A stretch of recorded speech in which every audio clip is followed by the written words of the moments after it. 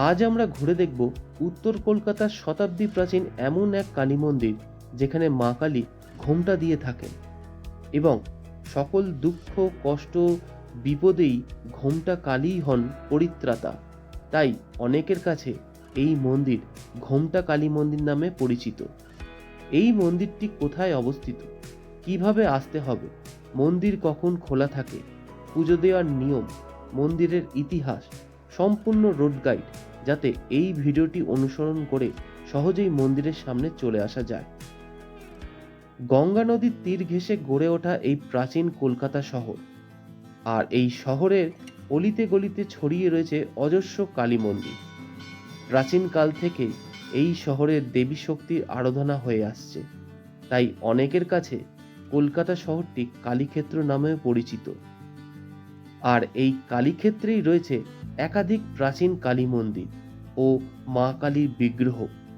সাধারণত আমরা যে মা কালীর বিগ্রহগুলি দেখে থাকি, যেমন মহাকালী, ভদ্রকালী, চামুণ্ডা কালী, শ্মশান কালী, ফলহারিণী কালী, তবে আমরা যে কালী মন্দিরটি দর্শন করতে চলেছি সেখানে মা কালী দক্ষিণা কালী হলেও মা এখানে ঘোমটা পরিহিতা। কলকাতা শহরে এমন মা কালীর বিগ্রহ দুর্লভ। প্রথমেই আমরা জেনে নেব এই মন্দিরে কিভাবে আসতে হবে। এই মন্দিরে আসার সবচেয়ে সহজ মাধ্যম হলো মেট্রো। কাছের মেট্রো স্টেশন হলো শ্যামবাজার। শ্যামবাজার মেট্রো 4 নম্বর গেট থেকে বেরিয়ে বাঁ দিকে দুপা এগোলেই শ্যামবাজার স্ট্রিট পড়ে। সেখান থেকে মিনিট 2 হাঁটলেই চলে আসে এই মন্দির। তবে আমরা যাত্রাটি শুরু করেছিলাম শ্যামবাজার পাঁচমাথার মোড় থেকে। এখন আরজিকর থেকে শ্যামবাজার পাঁচমাথার মোড়ের দিকে যাচ্ছি। সামনের পাঁচমাথার মোড় থেকে বাঁ দিকে দুটি রাস্তা গেছে। প্রথমের রাস্তাটি খান্না হয়ে শিয়ালদা চলে গেছে, আর পরের রাস্তাটি হাতিবাগান হয়ে কলেজ স্ট্রিট চলে গেছে। আর এই পাঁচমাথা মোড় থেকে ডান দিকের রাস্তাটি সোজা চলে গেছে ডানলপের দিকে, আর সামনের দিকে সোজা রাস্তাটি গেছে ভূপেন বোস এভিনিউ হয়ে সোজা জগৎ মুখার্জি পার্কের দিকে। আমরা সোজা রাস্তাটি ধরব। এই রাস্তা ধরে সোজা এগোলেই বাঁ দিকে রয়েছে শ্যামবাজার মেট্রোর 1 নম্বর গেট। এছাড়াও বাসে করে আসা যায়, সেক্ষেত্রে লেক টাউন হাওড়া 215/1 বাস রয়েছে। এছাড়াও হাওড়া ময়দান থেকে শ্যামবাজার বাস রয়েছে, সেই বাসে করেও এখানে আসা যায়। আরও একটু সামনের দিকে এগোলেই ডান পাশে রয়েছে মহারাজা মনীন্দ্রচন্দ্র কলেজ। এই কলেজের বিপরীতে, অর্থাৎ আমরা এখন যে রাস্তা দিয়ে যাচ্ছি, এখানে বাঁ দিকে রয়েছে শ্যামবাজার মেট্রোর 4 নম্বর গেট। কিছুটা এগোলেই মেন রাস্তা ছেড়ে বাঁ দিকে গলিতে ঢুকেই শ্যামবাজার স্ট্রিট পড়বে।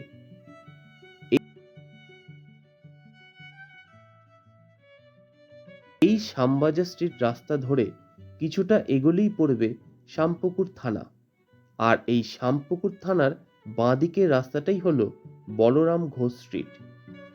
দুপা এগোলেই রয়েছে এই ঘোমটা কালী মন্দির, অর্থাৎ ভবতারিণী মন্দির। আমরা চলে এসেছি মন্দিরের সামনে। উত্তর কলকাতার এই প্রাচীন মন্দিরটি ভবতারিণী মা কালী মন্দির। মন্দিরটি বাংলার নবরত্ন শৈলীতে নির্মিত। রাস্তার ধার দিয়ে মন্দিরের চূড়াগুলি ভালোভাবে দেখা যায়, কারণ মন্দিরটিকে চারিদিক দিয়ে ঘিরে রয়েছে নানা ধরনের বৃক্ষ। মন্দিরের এই শ্বেত বর্ণের চূড়াগুলি অপূর্ব সুন্দর। মন্দিরটিকে দূর থেকে দেখলে মনে হয় দক্ষিণেশ্বরের কালী মন্দিরের মতো। সরস্বতী বালিকা বিদ্যালয়ের ঠিক বিপরীতে বলরাম ঘোষ স্ট্রিটের উপর অবস্থিত এই অপূর্ব সুন্দর মন্দিরটি। এই রাস্তার নামের সঙ্গে মন্দিরের সম্পর্ক রয়েছে, সেটি মন্দিরের ইতিহাস বর্ণনার সময় জানা যাবে। মন্দিরের চারিদিকে লোহার উঁচু গ্রিল দিয়ে ঘেরা রয়েছে। এই মন্দিরটি প্রায় 138 বছরের প্রাচীন। মন্দিরটি প্রাচীন হওয়াতে হেরিটেজ তকমা পেয়েছে। এটি হলো মন্দিরের প্রবেশদ্বার। এই প্রবেশদ্বার দিয়ে প্রবেশ করেই সামনে লক্ষ্য করা যাবে মূল মন্দিরের প্রবেশদ্বার স্তম্ভের ফলকের উপর খোদাই করে লেখা শ্রী শ্রী ভবতারিণী দেবী এবং বিগ্রহের নাম ও মন্দির প্রতিষ্ঠাদের নাম। এই মন্দিরটির ঠিকানা হলো 2/1 বলরাম ঘোষ স্ট্রিট, কলিকাতা 4। প্রবেশদ্বার দিয়ে প্রবেশ করেই চোখে পড়বে অপূর্ব সুন্দর নাট মন্দির এবং এই নাট মন্দিরের বাঁদিকেই রয়েছে মূল মন্দির। মন্দিরের পরিবেশ শান্ত এবং নিরিবিলি। এই মন্দির প্রাঙ্গণে রয়েছে নানা ধরনের গাছ। মন্দিরের প্রতিটি কোণায় প্রাচীনত্বের ছাপ রয়েছে। এই মন্দিরটি বাংলার 1295 বঙ্গাব্দে অর্থাৎ ইংরাজির 1888 সালে প্রতিষ্ঠিত হয়। দিনটি ছিল 5ই বৈশাখ। মূল মন্দিরটি মাটি থেকে উঁচু ভিত্তিতে স্থাপিত এবং মন্দিরের সামনে সুন্দর একটি সিঁড়ি রয়েছে।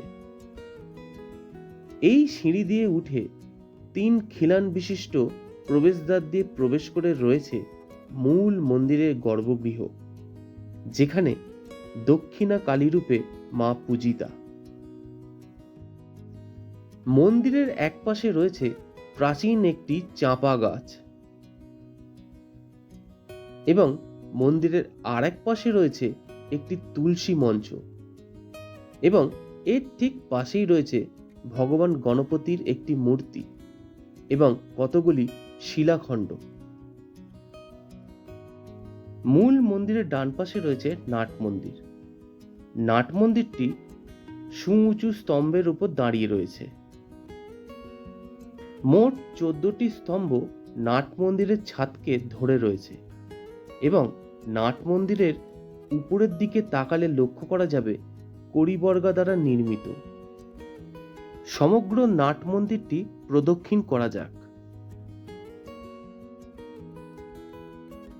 কথিত আছে দেবী কালিকা বলরাম ঘোষের উত্তরসূরি তুলসীরাম ঘোষকে স্বপ্নে দেখা দিয়েছিলেন। সেই স্বপ্ন দেখা রূপ অনুযায়ী এই স্থানে দেবী কালীর মূর্তি নির্মিত হয়েছিল। সারদা প্রসাদ ঘোষের মা দয়াময়ী দাসী মন্দিরটি প্রথম প্রতিষ্ঠার উদ্যোগ গ্রহণ করেন। তুলসীরাম ঘোষ স্বপ্নে দেখা কালী বিগ্রহ অনুসারে একটি ছবি আঁকিয়েছিলেন। তুলসীরামের পুত্রবধূ দয়াময়ী দেবীর স্বামী বিয়োগের পর পুত্রর সাথে কলিকাতায় এসে জমি ক্রয় করে মন্দির নির্মাণের কাজ শুরু করেন। তুলসীরামের আঁকানো ছবি অনুযায়ী মা কালীর মূর্তির নির্মাণ করান, কিন্তু মন্দির প্রতিষ্ঠার হওয়ার পূর্বেই দয়াময়ী দেবী ইহলোক ত্যাগ করেন। দয়াময়ী দেবীর অবর্তমানে তার পুত্র সারদা প্রসাদ ঘোষ মন্দির নির্মাণের কাজ সম্পন্ন করেন এবং সামনের এই রাস্তাটি মন্দিরের প্রতিষ্ঠা কর্ণধার স্বর্গীয় বলরাম ঘোষের নামেই নামকরণ হয়েছে। মন্দিরের গর্ভগৃহের সামনে ত্রিখিলান প্রবেশপথ যুক্ত অলিন্দ রয়েছে। গর্ভগৃহে অধিষ্ঠিতা মা ভবতারিণী কোষ্ঠীপাথর দ্বারা নির্মিত অপূর্ব সুন্দর মাতৃ প্রতিমা। মা এখানে দক্ষিণা কালী ভবতারিণী রূপে নিত্য পূজিতা। মন্দিরের প্রতিষ্ঠিত দেবী কালিকা আদপে দক্ষিণা কালীরই আরেক রূপ। এই কালী মূর্তিটি ঘোমটা দেওয়া, তাই অনেকে ঘোমটা কালী বলে থাকেন। ভবতারিণীর কথার অর্থ ভব মানে জগৎ বা সংসার এবং তারিণী মানে উদ্ধারকর্ত্রী, অর্থাৎ যিনি সংসার বা ভবসমুদ্র থেকে জীবকে উদ্ধার করেন। তাই বহু ভক্তরা আসেন এই মন্দিরে তাদের সকল দুঃখ কষ্ট থেকে মুক্তি লাভের আশায় এবং সকল বিপদ থেকেই ঘোমটাকালী হল পরিত্রাতা। মায়ের ডান পাশে রয়েছে সিদ্ধিদাতা গণেশের মূর্তি এবং ডান দিকে রয়েছে শ্রীধর অর্থাৎ নারায়ণশিলা। কৃষ্ণ রাধিকা কৃষ্ণমূর্তি নিত্য পূজিত হয়। মায়ের গর্ভগৃহের দুপাশে রয়েছে দুটি শিব মন্দির। মূল মন্দিরের এক পাশে আটচালা আকৃতির মন্দিরের গর্ভগৃহে দেবাদিদেব মহাদেবের একটি কোষ্ঠীপতরের মূর্তি রয়েছে, যিনি হরেশ্বর শিবলিঙ্গ রূপে পূজিত হন।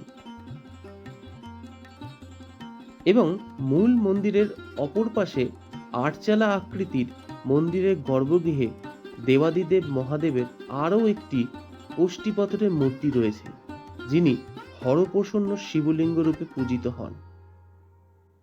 সমগ্র মন্দিরটি একবার প্রদক্ষিণ করে নেওয়া যাক। মন্দিরটি প্রতিদিন খোলা থাকে সকাল 7টা থেকে 10টা এবং বিকেল 5টা থেকে রাত্রির 8টা পর্যন্ত। মন্দিরে পুজো দেওয়ার সময় সকাল 9টা থেকে 10টা, আবার সন্ধে 7টা থেকে 8টা পর্যন্ত। মন্দিরটি প্রতিষ্ঠিত হয়েছিল বসন্ত পঞ্চমীর দিনে, তাই প্রতি বছর বসন্ত পঞ্চমীর দিনে মন্দিরের প্রতিষ্ঠা দিবস উদযাপিত হয়। পুজো অর্চনাও হয়ে থাকে। প্রতি অমাবস্যায় দেবীকে যজ্ঞের মাধ্যমে পুজো নিবেদন করা হয়। নুন ছাড়া লুচি, 5 রকম ভাজা এবং মিষ্টি।